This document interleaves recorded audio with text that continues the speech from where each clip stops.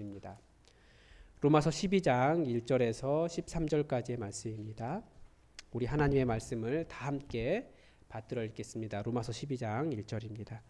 그러므로 형제들아 내가 하나님의 모든 자비하심으로 너희를 권하노니 너희 몸을 하나님이 기뻐하시는 거룩한 산 제물로 드리라. 이는 너희가 드릴 영적 예배니라. 너희는 이 세대를 본받지 말고 오직 마음을 새롭게 함으로 변화를 받아 하나님의 선하시고 기뻐하시고 온전하신 뜻이 무엇인지 분별하도록 하라.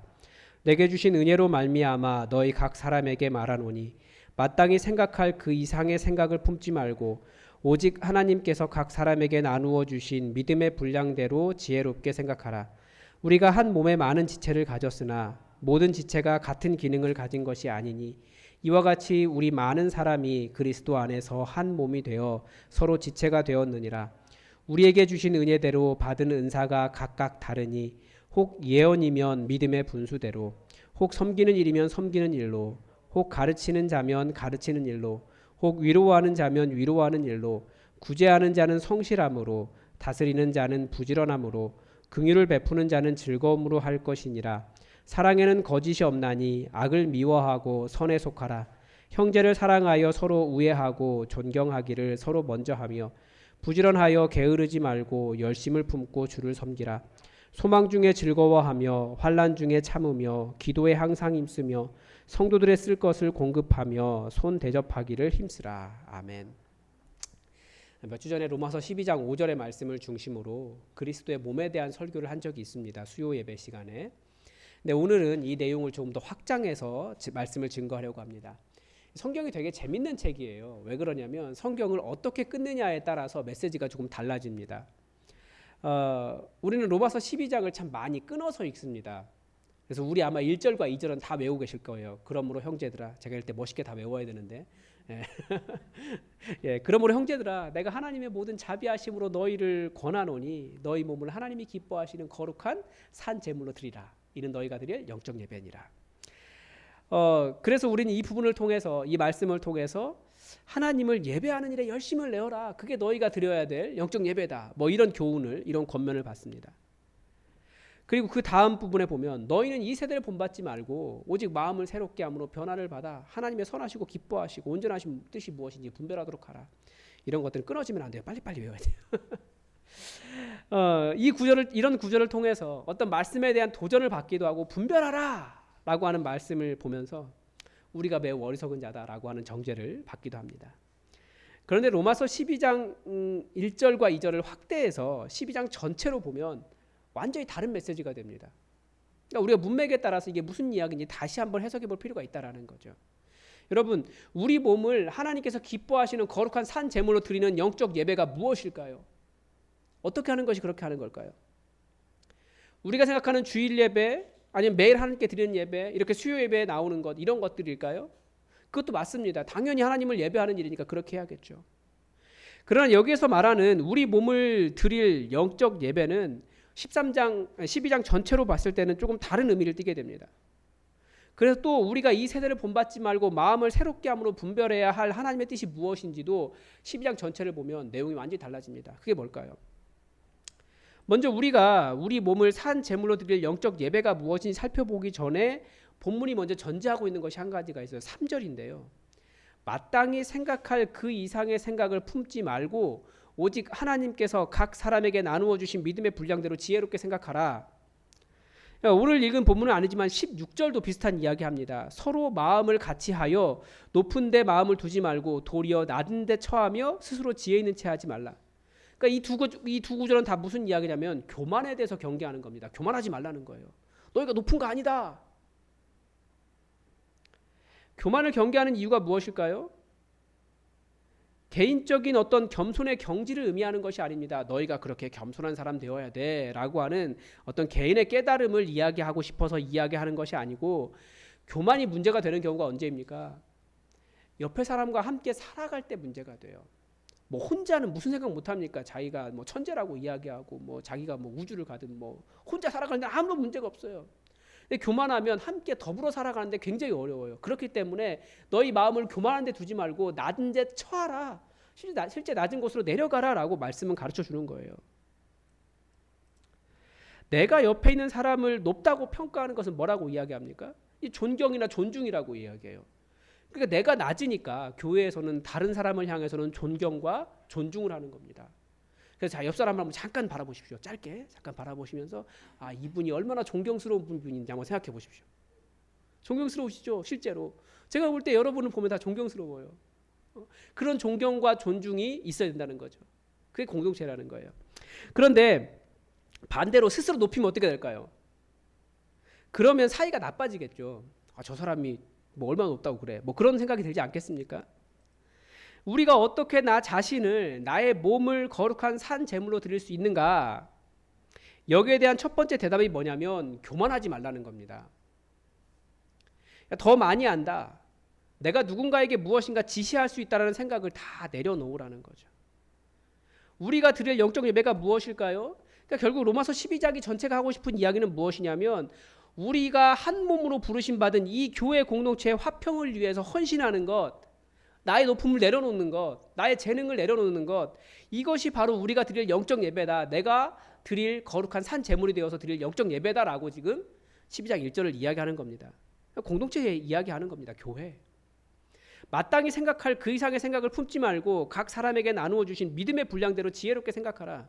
그러니까 이 말씀은 교만에 대한 경계이기도 하지만 공동체 각 사람들이 자기의 역할을 하는데 간섭하지 말고 나아가 자기의 일을 잘할 수 있도록 보호해 주라는 거예요. 그 사람의 일을 잘할 수 있도록. 경계가 참 애매하죠. 어떤 경우에는 간섭이나 월권이 될 수도 있고요. 어떤 경우에는 도와줄 수도 있어요. 같은 일을 하는데도. 제가 다른 교회 섬길 때 그런 일이 있었습니다. 이 수련회를 준비하는데 교사들 전체를 대상으로 수련회 어떤 전체 기도 제목이 몇 가지가 쭉 해가지고 문자로 도착한 적이 있어요. 그런데 보낸 사람이 저로 돼 있더라고요. 제 이름으로. 저는 그런데 그런 문자를 보낸 적이 없었거든요. 그러니까 정말 많은 생각이 들었죠. 일단은 가장 먼저 들었던 생각이 뭘까요? 약간 목회자로서 무시당하는 느낌을 받았습니다. 내가 보내지 않은 문자를 내 이름으로 누군가 보내다니. 혹은 어떤 교사가 내 이름으로, 제 이름으로 자신의 영향력을 드러내고 싶었는가라는 생각도 들었습니다. 많이 당황했죠.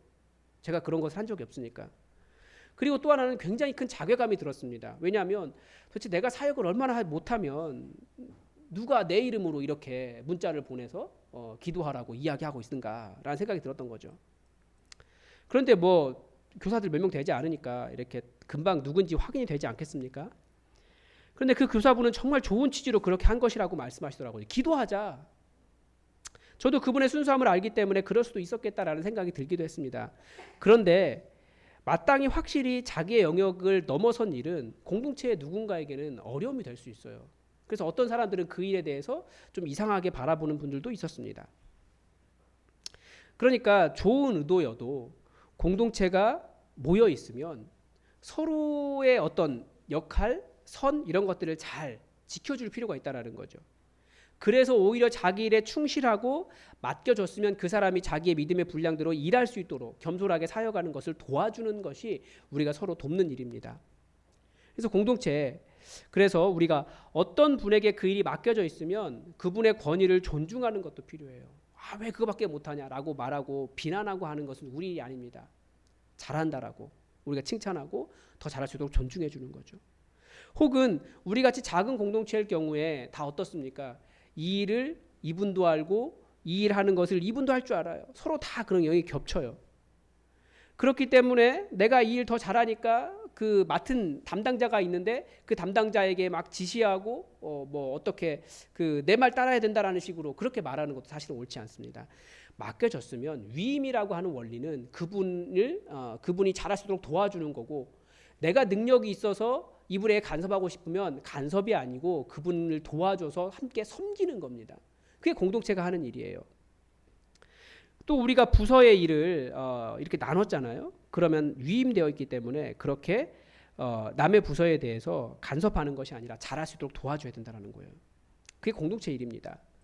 그래서 오늘 본문은 바로 이렇게 공동체를 더 하나 되게 하려고 나를 내어놓는 것이, 나를 내려놓는 것이, 내가 능력이 있지만 내가 더 섬기는 것이 나 자신을 산 제물로 드리는 영적 예배다라고 가르쳐주고 있는 겁니다. 자기의 재능을 가지고. 그리고 나머지 부분에서 이제 조금 더 구체적으로 어떻게 하는 것이 서로 그리스도 안에서 한 몸이 되는 것인가를 설명하고 있습니다. 먼저 할 일이 각자가 가진 영적인 은사를 인정하라고 가르쳐줍니다. 영적인 은사는 성령님께서 각 지체에게 그 기능을 감당하라고 주신 것들입니다. 인간의 유전자가 굉장히 신기하죠. 뭐가 그렇게 신기하냐면 엄마 뱃속에서 처음 시작한 세포는 하나입니다. 근데 이게 나눠져요. DNA가 똑같습니다. 근데 처음에 어디에 있느냐, 이 세포가 착상을 하고 어떤 모양으로 있는데 어디 있느냐에 따라서 거기로 발달을 합니다. 그러니까 머리 위치에 있는 세포는 같은 DNA의 같은 세포인데 머리가 돼요.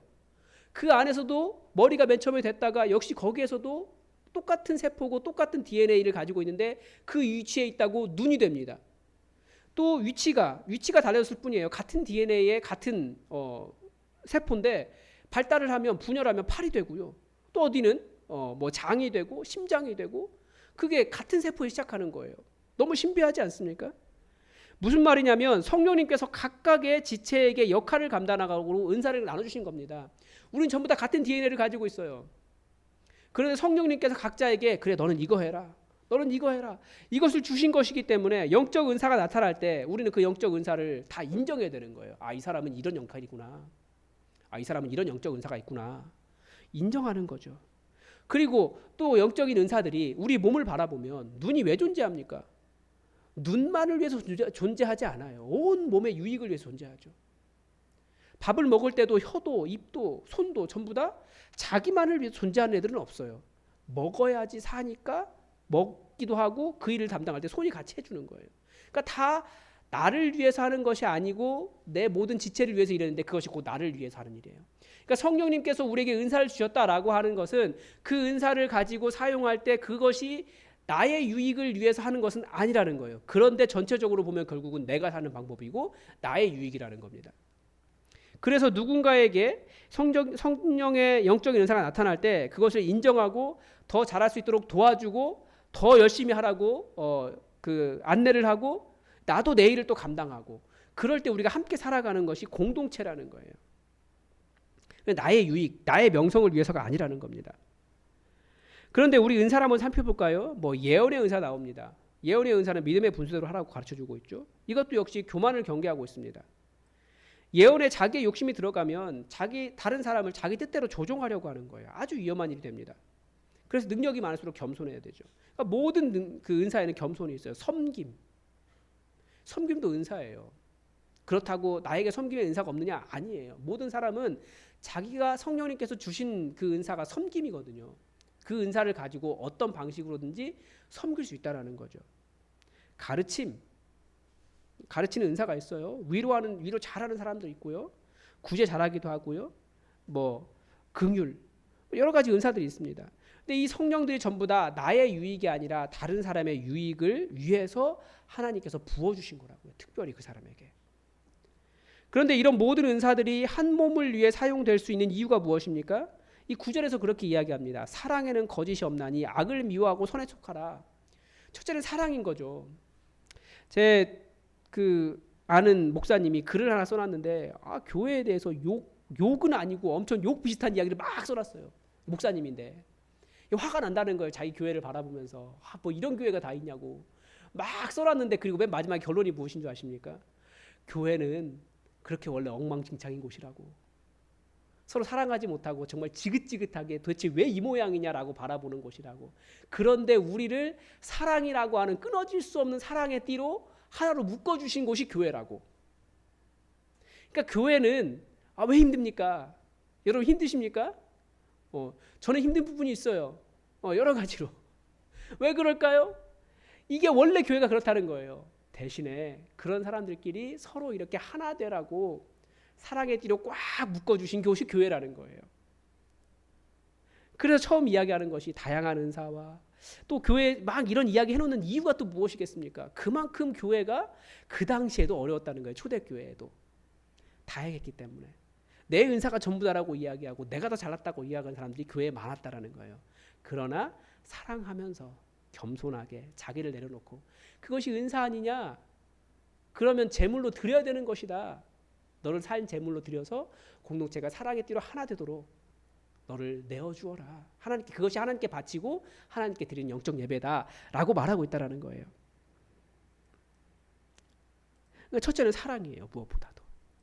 그런데 이 사랑의 특징이 뭐냐면 거짓이 없대요. 사랑에는 가식이 없습니다. 더 멋있게, 더 좋게, 더 능력 있게, 더 좋아 보이게, 좋게 보이게 꾸밀 필요가 없다라는 거예요. 문제는 많은 공동체들이 그런 꾸밈이 있어야 사람들에게 용납받는다고 생각해요. 그런데 처음부터 되는 것은 아니지만 우리는 무엇을 꿈꾸고 있습니까? 정말 나의 모든 허물을 다 있는 그대로 내어놓아도 용납될 수 있고 용납받을 수 있고 사랑받을 수 있고 그 사람이 그 공동체에서 회복될 수 있는 그런 공동체를 꿈꾸고 있는 겁니다. 왜 자꾸 가정교회를 이야기하냐면 가정교회 안에 그게 있기 때문에 그래요. 서로 삶을 나눌 때 가르치려고 하지 않고 내가 말씀에 도전받고 그 말씀대로 살아간 흔적들을 나눌 때 무슨 일이 일어날까요? 정말 누구도 용납할 수 없는, 세상에서는 절대 용납되지 않는 그 사람을 용납할 수 있어요. 그래서 교회인 거예요. 그 사람이 회복돼요. 자기의 이야기를 하면서 아, 내가 이렇게 내 이야기를 해놓아도 안전한 곳이 있구나. 그리고 하나님의 말씀을 이렇게 살아가고 있는 사람이 또 있구나. 그래서 정말 자기 허물 다, 누구에게도 말할 수 없는 허물을 다 이야기했는데도 정말 사랑으로 하나 되는 것을 경험하고 회복되는 곳이 공동체입니다. 그런 가정교회 우리는 꿈꾸고 있는 거예요. 그래서 오죽했으면 그 김양재 목사님 목회하는 교회에서 큐티 세미나 이름이 목욕탕 큐티 세미나예요. 목욕탕에 가면 어떻습니까? 다 옷을 벗잖아요. 그런데 그분들은 다 그렇게 옷을 벗어도 그 안에서 그 용납함이 있기 때문에 보호가 되고 내일처럼 서로 사랑하고 그래서 회복이 일어나다라는 거예요. 우리 정말 그런 공동체 한번 해보고 싶지 않으십니까? 내 이야기를 다 해놔도 부끄럽지 않고 오히려 그것이 위로가 되고 또 도전이 되기도 하고 회복이 일어나는 그런 공동체 우리는 꿈꾸고 있습니다. 그런데 이런 공동체에 대한 꿈은 사실 인간의 역사에서 매우 이질적인 거예요. 막 이런 이야기하면 다들 마음에 부담이 생길 거예요. 아, 그렇게 하면 안 되는데. 왜 그러냐면 이 세상의 공동체 정신은 뭐냐면 결국은 잘 사는 거예요. 누가? 내가. 그러니까 나 혼자 먹고 잘 살고 그러려고 하지 내 은사로 다른 사람 잘 살게 해주어라 라고 말하기가 쉽지 않아요. 이 세상은. 내 가진 돈으로 다른 사람 잘 살게 해주어라. 내가 가진 물건으로 나에게 들어온 내가 먹어야 할 음식으로 다른 사람 먹여라. 내가 써야 할 돈인데 지금 내게 필요한데 이 사람 이거 필요하다고 이거 이렇게 줄 수 있는가? 그런데 우리가 꿈꾸는 공동체는 주님께서 우리에게 명령하신 공동체는 사실은 그런 공동체라는 거예요. 굉장히 이질적이죠. 이 세상의 문화와는. 그것도 약하고 함께 하고 싶지 않은 사람까지도 사랑하라고 하기 때문에 사실 매우 이질적이고 어려운 공동체예요. 예수님 말씀, 성경이 그렇게 이야기하잖아요. 의인을 위하여 죽는 것도 쉽지 않은데 하물며 죄인을 위해 죽는 것이 쉽겠느냐. 그런데 예수님 그거 하셨다라는 거예요. 그리고 본문에 오늘 마지막에 뒷부분에 뭐라고까지 이야기하냐면 서로 필요한 것을 힘써 공급하여 섬기라라고까지 가르쳐 줍니다. 이게 가능한 일입니까? 내가 누군가를 섬긴다는 것은 내가 그만큼 안 써야 되고 내가 누군가를 먹인다는 얘기는 내가 그만큼 안 먹어야지 가능하다는 말입니다. 그런데 우리의 모순이 바로 여기 있는 거죠. 여러분, 하나님은 보이지 않습니다. 그런데 우리 하나님께 어떻게 합니까? 하나님을 예배한다라고 해요. 또 때로는 매일매일 하나님 사랑한다고 하나님을 예배한다고 하나님께 시간을 쓰고 있습니다. 보이지 않는 분인데 그 보이지 않는 분의 마음에 들기 위해서 우리는 노력하고 정성을 다하고 그 보이지 않는 분에게 우리는 헌금도 하고 그분을 위해서 노래도 합니다. 어떻게 보이지 않는 하나님에게는 그것이 가능하고 보이는 형제와 자매에게는 그렇게 하는 것이 어렵겠습니까? 이게 뭔가 이상하다라는 거예요. 지금 로마서 12장이 이야기하는 것이. 복음을 들었으면 예수님의 사랑을 안다면 뭔가 좀 이상하지 않느냐? 눈에 보이지 않는 하나님에게도 그렇게 예배하는데 눈에 보이는 하나님께는 왜 못하느냐? 눈에 보이지 않는 하나님에게도 그렇게 하는데 왜 눈에 보이는 형제와 자매들에게는 그렇게 하지 않느냐? 그거 굉장히 이상한 일이다. 그래서 하나님께 예배한다면 너희를 산 제물로 드려서 헌신한다면 그 대상은 바로 옆에 있는 형제와 자매들이다. 그 이야기하기 위해서 로마서 12장이 지금 있는 겁니다. 우리는 하나님이 잘 보이지도 않는다면서 원망하기도 하지만 또 보이지 않기 때문에 잘하는 거예요. 보이지 않기 때문에 할 수 있는 거예요. 그분이 우리 그렇게 눈에 보이는 옆에 있는 사람처럼 귀찮게 안 하니까. 안 보이니까 가능한 일도 있는 거예요. 그런데 본문이 그렇게 말하는 거예요. 너희들 나한테 예배 드린다고 하지, 너희들 나한테 제물 바친다고 하지, 나 사랑한다고 하지, 그런데 나는 그 정성과 그 마음이 바로 옆에 있는 사람들에게 있기를 원한다. 이게 바로 오늘 본문입니다. 여러분, 하나님 사랑하십니까? 교회 공동체, 또 우리에게 가정교회 공동체에 있는 형제와 자매들을 향해 그런 하나님을 향한 사랑으로, 동일한 사랑으로 그렇게 보이는 것이 우리가 드릴 영적 예배입니다.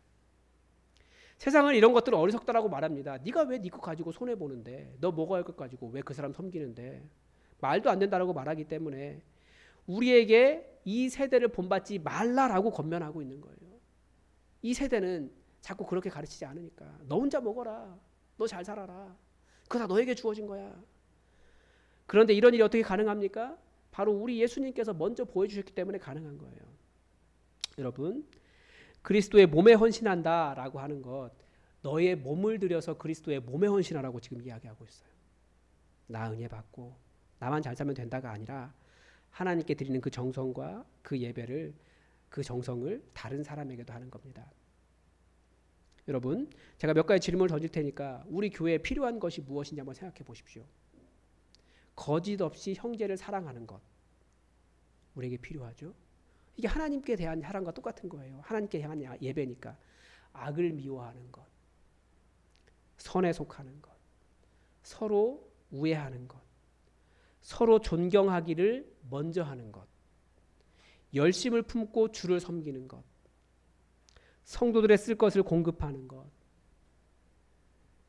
자기를 핍박하는 자를 축복하는 것, 우는 자들과 함께 울어주는 것, 즐거워하는 자들과 함께 또 즐거워하는 것, 높은 데 마음을 두지 않는 것, 낮은 자리에 처하는 것, 악을 악으로 갚지 않는 것, 선으로 악을 이겨내는 것. 다들 하나님, 우리가 하나님께서 우리에게 원하시는 것이기도 하고 우리도 하나님께 그렇게 드리고 싶은 것들이에요. 그래서 헌신이라는 것은 굉장히 값진 대가를 지불하는 겁니다. 실제로 우리가 바로 옆에 있는 사람들에게. 이게 다 우리 공동체가 이렇게 하라는 거예요. 우리 주님께서 우리를 위해 지불하신 그 값진 피값을 우리가 어떻게 갚겠습니까? 바로 형제와 자매들에게 예수님처럼 대할 때, 하나님을 예배하는 그 정성으로 대할 때, 그것이 바로 하나님께 빚을 갚는 것과 똑같습니다. 여러분, 우리 그렇게 아름다운 공동체 만들어갔으면 좋겠습니다. 기도하겠습니다. 하나님 아버지, 오늘 우리가 드릴 영적 예배가 무엇인지, 우리가 드려야 할 산 제물로 나 자신의 몸을 드린다고 하는 것이 무엇인지 로마서 13장의 전체의 맥락을 통해서 다시 한번 살펴보았습니다. 하나님, 우리에게 교회를 주심이 정말 사랑하라고 주신 것인데, 사랑할 수 있어서가 아니라 때로는 나를 핍박하고 나를 욕하는 자들도 축복하는 그런 사랑의 과정이라는 것을 우리가 기억하여서 우리에게 진정한 아름다운 공동체가 만들어질 수 있도록 도와주시고, 초대교회 그 역사가 우리 교회 가운데 일어날 수 있도록 주님 우리와 함께하여 주시옵소서. 우리에게 어떠한 그것보다도 사랑이, 예수 그리스도 사랑이 더욱더 충만해서 예수 그리스도 사랑으로 승리하는 그런 공동체 되도록 인도하시길 원하며 예수님의 이름으로 기도드립니다. 아멘. 우리 시간이 약간 지났지만 우리 찬양 하나 하고 함께